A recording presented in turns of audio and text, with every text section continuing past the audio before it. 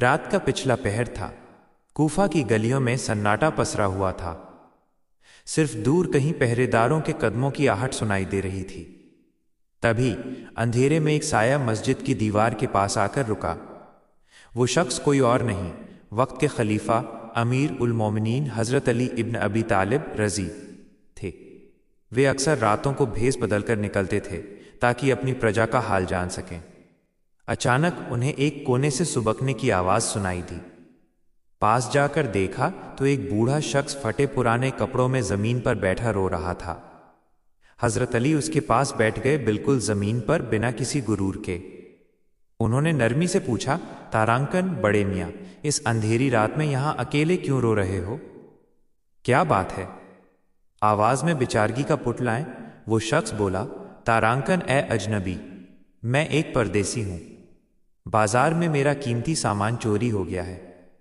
لوگ کہتے ہیں یہاں کے حاکم بہت انصاف پسند ہیں، لیکن میں ایک معمولی سا غریب آدمی، مجھ جیسے کی کون سنے گا؟ حضرت علی کے چہرے پر ایک ہلکی سی مسکراہٹ آئی۔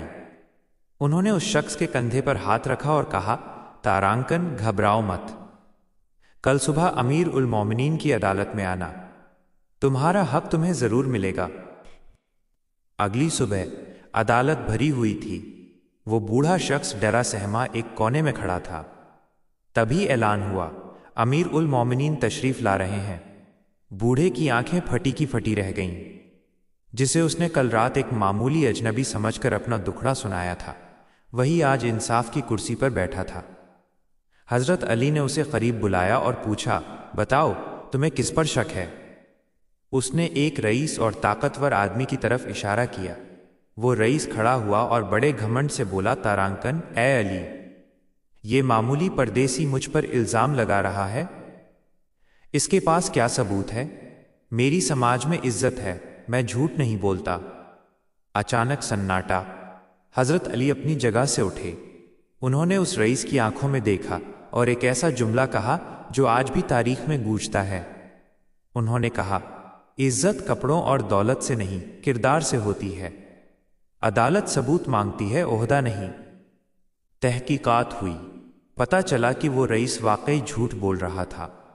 مال برآمد ہو گیا۔ بھیڑ میں موجود لوگ اس رئیس کو برا بھلا کہنے لگے۔ کچھ لوگ تو اسے مارنے کے لیے آگے بڑھے۔ تبھی حضرت علی نے ہاتھ اٹھا کر سب کو روکا۔ انہوں نے اس بوڑھے شخص سے کہا، تارانکن یہ رہا تمہارا مال، اور یہ رہا وہ شخص جس نے غلطی کی۔ اب فیصلہ تمہارے ہاتھ میں ہے، چاہے تو اسے سزا دلواؤ یا پھر اسے معاف کر دو۔